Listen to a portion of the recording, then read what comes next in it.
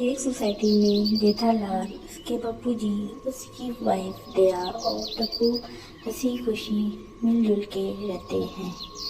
जेठालाल अपनी पड़ोसन बबीता को दिल ही दिल में बहुत पसंद करता है, लेकिन जब भी वो उस पर लाइन मारने लगता है, उसकी पत्नी दया उसको बालकनी में से टोक देती है और कभी बबीता का पति अय्यर उसको देख लेता है।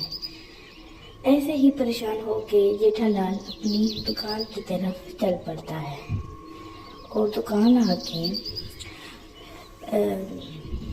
भागा और नट्टू काका उसका दिमाग खराब कर देते हैं। उसके बाद जेठालाल ताक हार के घर को वापस आ जाता है।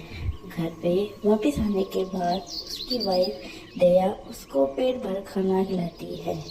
खाना खाने के बाद उसकी तोंद बाहर आ जाती है और ऐसे ही उसको अपने बापूजी की ढेर सारी डांट सुनने को मिलती है।